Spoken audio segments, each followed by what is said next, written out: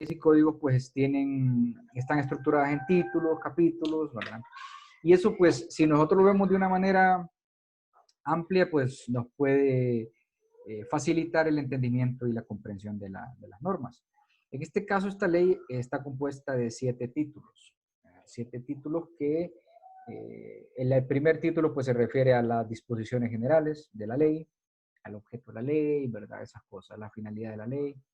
Luego está el segundo título que es en el que se hablan los derechos y las garantías constitucionales. Si retrocedemos un poquito a lo que ya habíamos empezado a hablar desde el parcial pasado con las garantías o las acciones de garantía, pues estas son el amparo y las garantías de exhibición personal y exhibición de documentos o habeas data. Y ese es el segundo título. El tercer título habla del control de constitucionalidad. El control de constitucionalidad pues no es más que la acción de inconstitucionalidad, ¿verdad? Que ya, incluso pues ya aclaramos con ese video, ¿verdad? Que espero hayan disfrutado, a pesar de que es un poquito viejito, pero deja bastante pinceladas de enseñanza. Luego del control de constitucionalidad, la ley se refiere al recurso de revisión, que es otra de los componentes que reconoce nuestra Constitución, ¿verdad? La revisión en materia civil y en materia penal. Después están las disposiciones comunes, las disposiciones transitorias de la Constitución. Y el título quinto, que habla de los conflictos de competencia, cuando hay un conflicto de competencia de normas constitucionales. Eso es básicamente, ¿verdad?, un mapa de la ley de justicia constitucional. Pero vamos a ir tratando de analizarla, ¿verdad?, punto por punto para que pues, nos resulte un poco comprensible. Hoy y mañana pues se tratará de eso y la próxima semana ya vamos a ver si una parte teórica y vamos a ir acompañando la mitad de la clase con una parte práctica, por decirlo así, porque ustedes van a ir desarrollando al menos los escritos. Quiero que al menos trabajen con los escritos para que se vayan familiarizando. Un escrito de amparo, un escrito de inconstitucionalidad, ¿verdad? De acción. Entonces, para que tengan una idea y si eso precisamente van a ser los acumulativos de este parcial, lo que son un amparo, van a ser un amparo, van a ser una habeas corpus, una acción de inconstitucionalidad y una revisión. Entonces, para que se puedan ir buscando durante el día de hoy y el fin de semana, si les queda tiempo el día de hoy o el resto del fin de semana, para que se les facilite. Igual la asignación se las daré día con día. Digamos, el lunes vemos amparo, entonces ese día le va a quedar la asignación de elaborar un amparo, ¿verdad? El escrito nada más. No todo el procedimiento porque es muy corto el tiempo, ¿verdad? Necesitaríamos otra clase específicamente de esta materia de justicia constitucional para poder ver a profundidad cada recurso, pero en la medida de lo posible para que se familiaricen. Bien, entonces voy a ir compartiendo en pantalla la ley. Igual, no sé si ya la dejé en el Moodle, si no, pues hoy mismo se las agrego. Bueno, como les decía, el título primero habla sobre las disposiciones generales, ¿verdad? El objeto de la ley. ¿Cuál es el objetivo que tiene esta ley? Pues es básicamente desarrollar, ¿verdad?, las garantías constitucionales y las defensas que establece la misma Constitución. Ese es el objetivo, hacer la defensa de aquellas garantías que, recordemos, no es lo mismo hablar de garantías y declaraciones constitucionales ni de derechos constitucionales. Las garantías son aquellos mecanismos de protección de la misma Constitución, ¿verdad? O para hacer efectivo una declaración que la misma Constitución establece. Pues bien, entonces ese es el objetivo de esta ley. La regla de interpretación, pues lo que habla esta ley es que las disposiciones de la misma se deben interpretar y aplicar siempre de manera que aseguren de manera eficaz los derechos humanos y el funcionamiento de las defensas de orden jurídico constitucional, o sea, el funcionamiento de las garantías constitucionales. O sea, no se le puede buscar otra interpretación más que buscar la defensa de un derecho humano o la garantía que la propia Constitución reconoce, ¿verdad? No podemos darle interpretaciones doctrinarias que no estén apegadas a esos dos elementos, ¿verdad? A esos dos elementos fundamentales. Y bueno, se interpretarán y aplicarán de conformidad con los tratados, las convenciones, también la ley, ¿verdad? La garantía, de conforme a los tratados, convenciones y otros instrumentos internacionales sobre derechos humanos de los cuales pues, Honduras forma parte. Eso atendiendo a aquello que la misma Constitución enmarca en su título de los tratados. El artículo 3 pues, nos habla del conocimiento, cuáles son las acciones de las que conoce esta ley. Entonces, los órganos jurisdiccionales a que se refiere esta ley y que ejercen justicia constitucional, pues van a conocer acciones de habeas corpus y habeas data, amparo, inconstitucionalidad, revisión, conflictos entre poderes del Estado o entre cualquiera de estos, ¿verdad? Y el Tribunal Supremo Electoral, hoy Consejo Nacional Electoral, y de los conflictos de competencia entre las atribuciones de municipalidades entre sí, de los conflictos de competencia en atribuciones que se produzcan en el Ministerio Público, la Procuraduría General de la República, el Tribunal Superior de Cuentas, ¿verdad? Y el conocer los demás asuntos que la misma Constitución o la ley le atribuyen. Entonces, si nosotros quisiéramos hacer un resumen de cuáles son las acciones o de lo que trata esta ley, veamos el artículo 3. Ahí se resume cuál es el alcance de la ley, cuáles son los procedimientos que vamos a conocer en ella. O sea, este nos anticipa, es un artículo que nos anticipa eh, el contenido de la misma ley, ¿verdad? Y en esa manera prácticamente están establecidos los títulos que les mencioné en principio, ¿verdad? En esa misma secuencia. ¿Cuáles son las reglas especiales para la jurisdicción constitucional? Bueno, no solo la Sala Constitucional tiene jurisdicción y competencia, pero eso ya lo vamos a ver. Entonces, pero las reglas especiales para todas las actuaciones que se van a dar en este tipo de acciones, pues están establecidas en este artículo 4. Primero, todas las actuaciones deben practicarse en papel simple común. O sea, estas son reglas de procedimiento, ¿verdad? Estas que vemos aquí en este artículo 4, como aquello que hacen los códigos, sobre todo el Código Procesal Civil, ¿verdad? Que incluso nos dice en cuanto a la forma en cómo deben desarrollarse los actos procesales, que por ejemplo tienen que ir en papel simple, tipo oficio, ¿verdad? Bueno, en este caso igual, la ley habla de estas reglas de procedimiento. Todas las actuaciones, o sea, todos los actos de proceso de justicia constitucional en papel simple común. Toda notificación debe hacerse a más tardar el día siguiente a la fecha respectiva de la providencia, el auto o sentencia. Bueno, lo mismo que en los procesos, ¿verdad?, que ya conocemos, las notificaciones deben hacerse cuando mucho o cuando más tardar el día siguiente. Y sea de una providencia, de un auto o de una sentencia. Recordemos, esos son los tres tipos de resoluciones que se dan en los procesos, ¿verdad? Ya todos han llevado derecho procesal, al menos el procesal civil 1. Llevándolo estamos. Ahorita. Ahorita están llevando. ¿Ya vieron esta parte de las resoluciones judiciales? O en teoría del proceso también. ¿Ya? Sí comprendemos cuál es la diferencia entre una providencia, un auto y una sentencia. Más o menos, abogado. La providencia no tiene que ser motivada, ¿verdad? No necesariamente. Sí, no es necesario. Exacto. Y los otros dos sí necesitan motivación, ¿verdad? Otra cosa es que la providencia, para diferenciarlos, la providencia es sobre diligencias que no tengan repercusión en las etapas del proceso. En cambio, los autos sí. Los autos son como esos momentos donde el juzgado, el tribunal, va resolviendo las peticiones de las partes. Por ejemplo, cuando se presenta la demanda, pues hay un auto de admisión. ¿Qué significa eso? Que al admitir la acción, en este caso, si hablamos de justicia constitucional, el órgano jurisdiccional va a emitir un auto de admisión de la acción constitucional, ¿verdad? ¿Y eso qué genera? Pues el avance de ese proceso. ¿Para qué? Para que se continúe. Igual en los procesos, ¿verdad?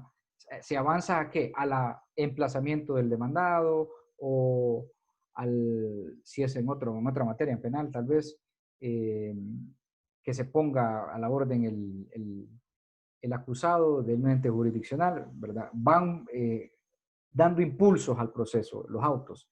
Y la sentencia, obviamente, que es la resolución final, ¿verdad? Que emite el juzgado. Las providencias, en cambio, son resoluciones sobre aspectos complementarios del proceso, si lo quisiéramos decir de alguna manera. Por ejemplo, la sustitución de un poder de un apoderado, ¿verdad? Eso no tiene repercusión en el proceso mismo, solamente en el desarrollo, pero no impulsa a otra etapa, el hecho de sustituir un abogado.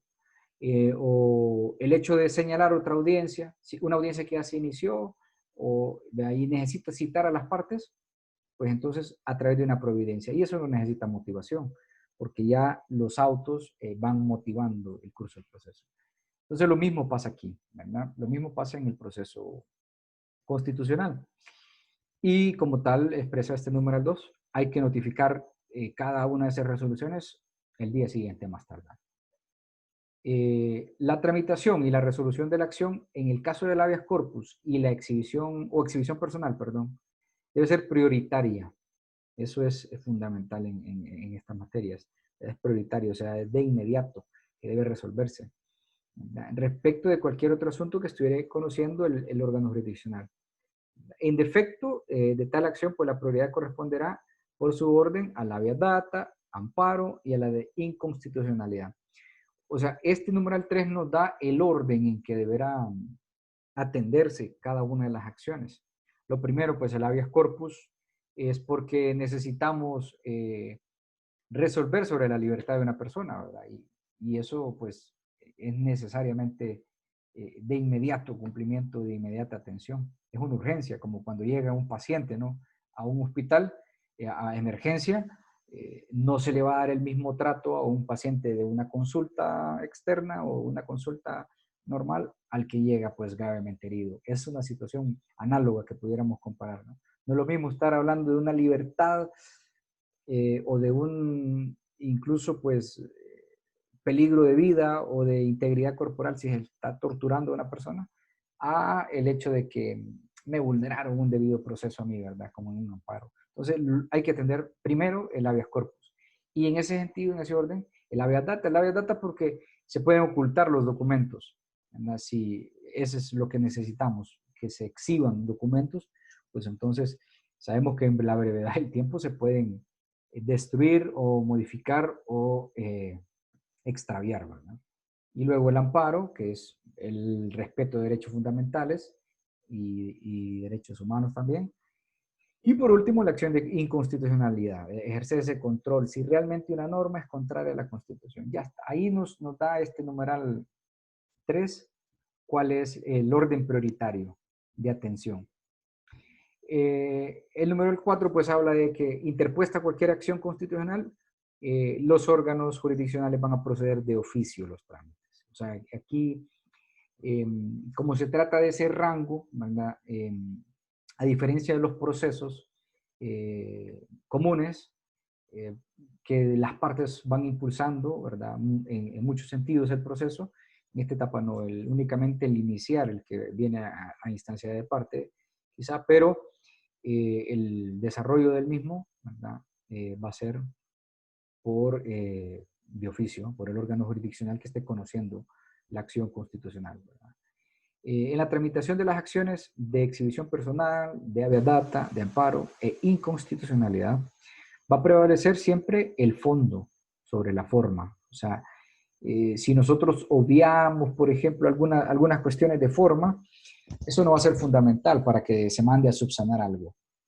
Ya les mencionaba, creo, y si no, pues lo hago en este momento, que si usted presenta un escrito de habeas corpus, no se va a exigir el cumplimiento de todos los requisitos de un escrito, ¿verdad? Usted en un papel simple puede solicitar el habeas corpus y a mano, lo puede hacer a mano, ¿verdad? Y no necesariamente tiene que motivar o fundamentar o expresar en hechos separados, ¿verdad? Como normalmente se exige en los escritos que se presentan, ¿verdad? En los escritos para impulsar los procesos, en los escritos de demanda, en los escritos de requerimiento, en las ejecuciones, etcétera. Entonces no va a ser formal, sino que lo fundamental aquí es el fondo, lo que usted está pidiendo, lo que la parte interesada está pidiendo, porque prevalece en ese sentido, ¿verdad? Esos derechos fundamentales sobre cuestiones de solemnidad o forma legal, ¿verdad? Que nosotros normalmente estamos acostumbrados. Entonces, por los defectos procesales, no impedirán de esa manera pues la expedita sustanciación de los asuntos. Es decir, no le van a mandar a subsanar a usted un escrito de estos, ¿verdad? Un habeas corpus o data o amparo, no lo van a mandar a subsanar como sí puede en los otros procesos. Las partes sí pueden corregir, ¿verdad? Eso no es excepción de que se puedan corregir los errores siempre que fueran subsanables. Y no obstante, los órganos jurisdiccionales que conozcan del asunto podrán hacerlo también de oficio. El órgano jurisdiccional puede hacerlo de oficio. Así que eso es una... Abogado. Dígame. Aquí estamos hablando entonces de los errores de fondo y de forma, o no, no haría lo mismo.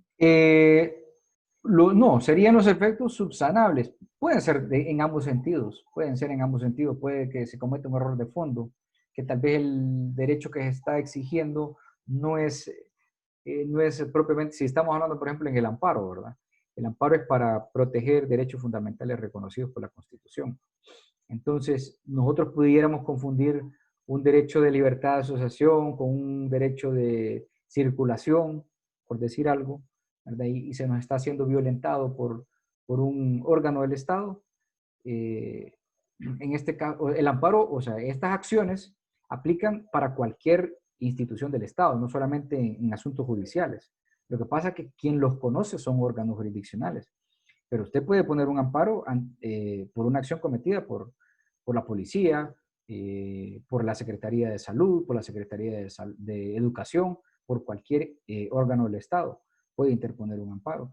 Y vaya, si digamos que estamos confundiendo un derecho, puede ser un error de fondo también, ¿no?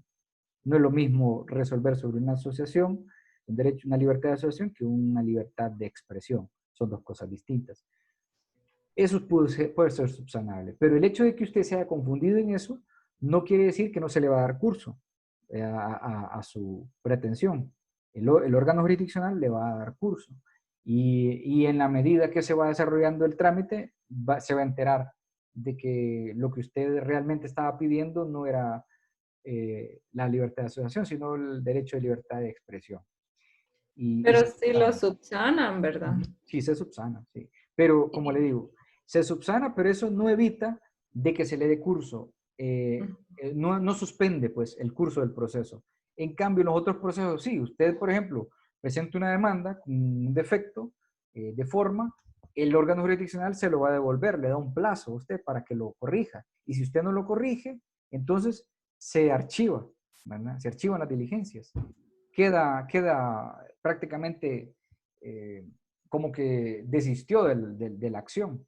Y en este caso no, ¿verdad? En justicia constitucional el trámite sigue, no se va a archivar. Y, Ujú. y uno de forma sería algo ilícito. No, de forma me refiero Perdón, de fondo, perdón. de fondo. No, eso sería el fondo, el que les mencionaba. O sea, el fondo es la intención que usted tenga, el derecho que usted quiera tutelar.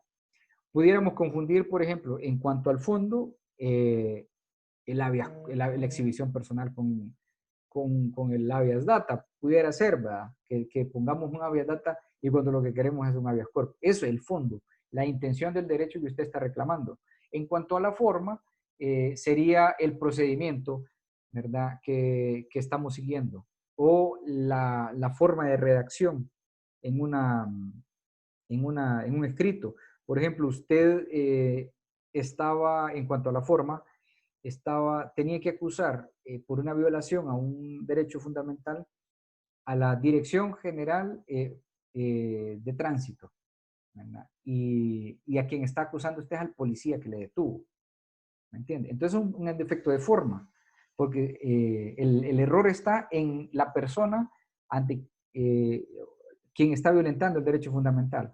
Pero eso es algo que se puede corregir, ¿verdad? Entonces, ahí sí que afectamos la forma, o el día o, en que se cometieron los hechos, cosas por el estilo, ¿verdad? En cuanto a la forma de presentar la petición. Eso sería. Y el fondo Abogado, es... entonces esto no se relaciona con lo de los errores nulos y anulables. buenos. Sí, si hablamos en materia de los otros procesos, está relacionado, ¿verdad? Cuando un error es nulo y cuando es anulable. Pero en este caso no, ¿verdad? La justicia constitucional supera esas etapas, ¿verdad? Lo que puede resolver al final el órgano jurisdiccional es declararle con o sin lugar su petición, ¿verdad?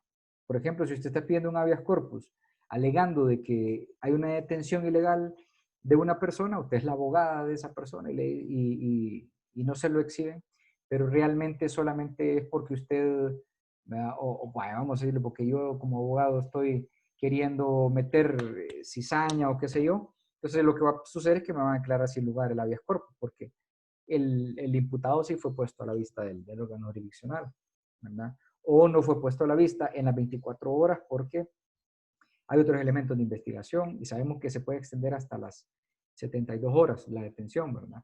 En casos especiales, en materia penal. Entonces, eso es lo que puede suceder.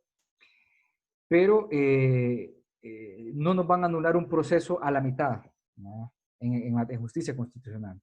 No nos van, en cambio, en los otros procesos sí, ¿verdad? Si hablamos en materia civil, se puede anular, digamos, un proceso incluso llegando a la sentencia, ¿verdad? Antes de dictar la sentencia, por ejemplo, si el juez eh, detecta que un medio de prueba o que el demandado, por ejemplo, carecía de capacidad o el mismo demandante carecía de capacidad, eso es un defecto anulable, entonces se retrocede hasta el inicio, ¿verdad? Y todo lo que se ha desarrollado se tiene como que nunca pasó. Y en penal igual, ¿verdad? Bueno, de hecho, a mí me ha tocado que participar en tribunal de sentencia, eh, repitiendo juicios que ya incluso, por ejemplo, ha sido absuelto una persona y hemos condenado, o viceversa, han sido condenados y absolvemos en el nuevo juicio, porque queda anulado completamente todo lo que se vio. ¿Verdad? Se tiene como nuevo completamente. Pero en estos casos no, en estos casos de justicia constitucional no se da, porque lo fundamental aquí es proteger esos derechos que la misma Constitución enmarca. Entonces, al final es que el tribunal o el órgano jurisdiccional, perdón, nos dirá con lugar o sin lugar a nuestra petición. Pero anularnos por un defecto de fondo, de forma, no va a pasar. Abogado, y en civil, un error, algo nulo sería un error de forma también. Sí, sí puede ser de forma. Por ejemplo, si algo de forma que se puede dar es en la inmediación, y esto se lo digo porque me pasó también. Digamos que el juez que está conociendo el proceso eh, cambia de jurisdicción, ¿verdad? Y viene uno nuevo y ya el proceso está avanzado. Y si ese juez sigue conociendo el proceso así como estaba, hay un error en la forma ahí, ¿verdad? ¿Por qué? Porque existe un principio que se llama inmediación, ¿verdad? Entonces hay que anular ese proceso y volverlo hasta la etapa de citación para audiencia, ¿verdad? Entonces, sí, ¿verdad? Los errores de forma totalmente son anulables, ¿verdad? O si, por ejemplo, se entrevistó a un testigo, ¿verdad? Se interrogó a un testigo que no tenía capacidad, ¿verdad? Para poder declarar a un menor de edad, supongamos, un menor de edad y que no está siendo acompañado por uno de sus padres para que pueda autorizar la declaración del menor y se reciba esa declaración. Entonces, esa declaración, la evacuación de ese medio de prueba, por la forma es nulo, ¿verdad? Tiene vicio de nulidad y se puede retrotraer la actuación, anular la declaración y retrotraerla para que se cumpla con las formalidades, o simplemente anularla y tenerla por no hecha. Así sea que la declaración de ese menor sea la que nos resuelva el caso, ¿verdad? Pero si se cometió un vicio de nulidad en las formas, pues entonces estamos más claros. En cualquier materia, abogado. Sí, en cualquier materia. La Y nulidad. así como el caso de de los niños de la serie Netflix, así no ven que ellos declararon sin su abogado. Sí. No, o es diferente allá. Sí, lo que pasa es que el derecho en Estados Unidos es un derecho, es un sistema consuetudinario. Y en ese punto, pues ellos se basan más en, no tanto en las cuestiones de procedimiento estrictas, el principio de legalidad estricto, ¿verdad? O formas estrictas, no, sino que se pueden desarrollar pruebas por ese medio. Por eso ellos tienen lo que se llama el juicio de jurados, ¿no? Vamos a ver, Jorge, lo voy a amodecer. No, porque no hay que aguantar eso de... Jorge, si apaga el audio. Ahí está. Bueno, le decía, entonces, como el juicio de jurados es el pueblo, o sea, cualquiera de nosotros puede formar parte de un jurado en ese sistema.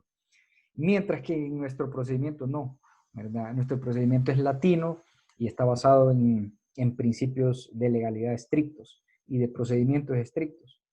Entonces, en el caso nuestro, sí. Si los testimonios no han sido tomados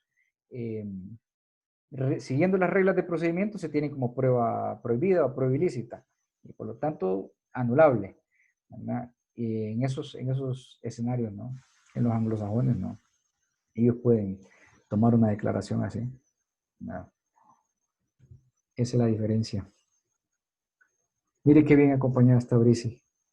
Bueno, sigo. ¿Estamos claros hasta ahí, Maybel, o alguien más que tenga una... Sí, abogado, muchas gracias. Ok. Bien, no, para eso estamos. Cualquier consulta, si podemos resolverla, ayudamos. Les decía entonces, estábamos en el numeral 5, ¿verdad? Numeral 6, contra las providencias, las mismas, contra las resoluciones, providencias, autos o sentencias, que se dicten en justicia constitucional, no hay recurso alguno, ¿verdad? No cabe recurso alguno. O sea, porque estamos hablando de la norma suprema, ¿verdad? Y después de lo supremo, pues ya no hay nada, solo el divino creador, ¿verdad? Entonces, hay un debate, sobre todo, bueno, que lo vamos a ver con el control de convencionalidad en la tercera semana, si nos da tiempo, que espero que sí, sobre eso. ¿Qué pasa? O sea, nosotros tenemos de instancia hasta la etapa constitucional o podemos llegar a una corte internacional.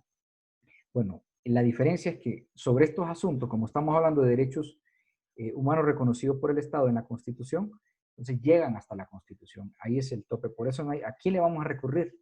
¿Verdad? Si estamos hablando de la norma suprema. Por eso todo lo que se resuelva bajo este amparo de la Constitución, pues hasta ahí llega. No hay otro recurso. Ok. Y ya pues cuando el Estado es violador de derechos fundamentales, ahí sí, o derechos que el mismo Estado reconoce, se puede interponer la acción de convencionalidad, pero lo vamos a ver más adelante, como les digo. Entonces, si nosotros nos resuelven un habeas corpus, no hay recurso alguno. Si nos resuelven un amparo, no hay recurso alguno contra el amparo. O una acción de inconstitucionalidad, no hay recurso alguno. Los plazos en materia de justicia constitucional, pues, son improrrogables, ¿verdad? A menos que la misma ley disponga lo contrario. No hay prórroga. Son, ¿verdad? Plazos cerrados. El cumplimiento de tales plazos también por parte de los titulares de los órganos jurisdiccionales, pues, el incumplimiento, perdón, originará responsabilidad para ellos.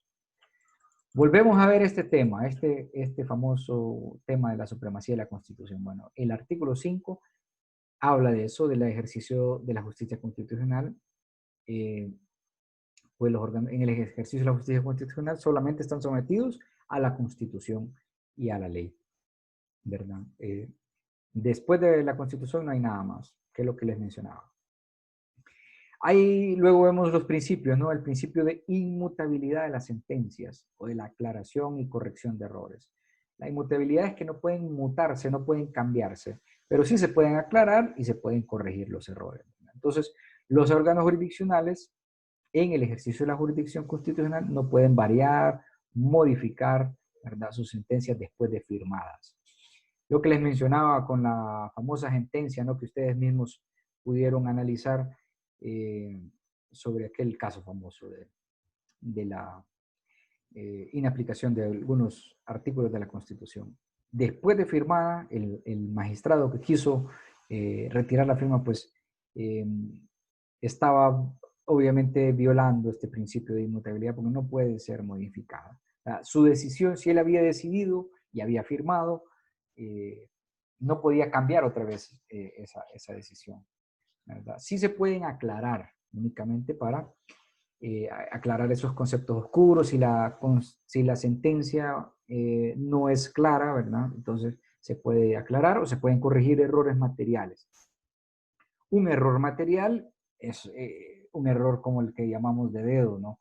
Que no pusimos un nombre correctamente, no pusimos un dato de identificación correctamente. Entonces, esos son errores materiales que son perfectamente corregibles, ¿verdad? Y esas aclaraciones pueden hacerse de oficio dentro del día hábil siguiente al de la sentencia, o sea, lo más rápido. O también a solicitud de la parte, a más tardar al día siguiente hábil de la notificación. O sea, si a usted le notificaron el día de mañana, usted se pronuncia sobre el error y hasta el día siguiente tendrá que, hábil seríamos el lunes, ¿verdad? Sería el siguiente día hábil que se puede corregir. En ese último caso, pues el órgano resolverá lo que estime conveniente el día siguiente, lo mismo que le decía, ¿no?, a la solicitud.